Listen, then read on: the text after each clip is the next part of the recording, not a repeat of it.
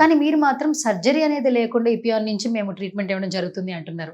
So ఒకసారి చెప్తారా అసలు ఆ విధానం ఏంటని? సో ఇప్పుడు మనం చూసినట్టయితే musculoskeletal pains most of the time ఎందుకు వస్తాయి? Either trauma or degeneration. Trauma అంటే ఏదైనా ఒక టిష్యూకి దెబ్బ తగిలి ఇంజురీ అయినప్పుడు అక్కడి నుంచి నొప్పి వస్తుంది, లేదు అక్కడ టిష్యూ డీజనరేట్ అవడం వల్ల నొప్పి రావడం మొదలు పెడుతుంది. సో కాన్సెప్ట్ ఏంటంటే ఆ డ్యామేజ్ అయిన టిష్యూని మనము రికవర్ చేసినా ఆర్ డీజనరేట్ అయిన టిష్యూని రికవర్ చేసినా నొప్పి అనేది పోతుంది. సో ఈ ఈ ఈ దీంట్లోపల ఎపియాన్ pain management is the pioneer. అంటే ఇలా టిష్యూ డ్యామేజ్ వల్ల కానీ టిష్యూ డీజనరేషన్ వల్ల కానీ నొప్పులు వచ్చిన వాళ్ళకి ఎగ్జాక్ట్లీ ఏ పార్ట్ డీజనరేషన్ వల్ల ఆర్ ఏ పార్ట్ డ్యామేజ్ వల్ల నొప్పి వస్తుందో, అంటే మస్కులోస్కెల్టల్ టిష్యూస్, సో అంటే టెండాన్స్ కానీ, లిగమెంట్స్ కానీ, మసిల్స్ కానీ, కార్టిలేజ్ కానీ, ఏ పార్ట్ ప్రాబ్లం ఉందో మనం ఐడెంటిఫై చేసుకొని ఆ పార్ట్ని కరెక్ట్గా క్వాంటిఫై చేసుకొని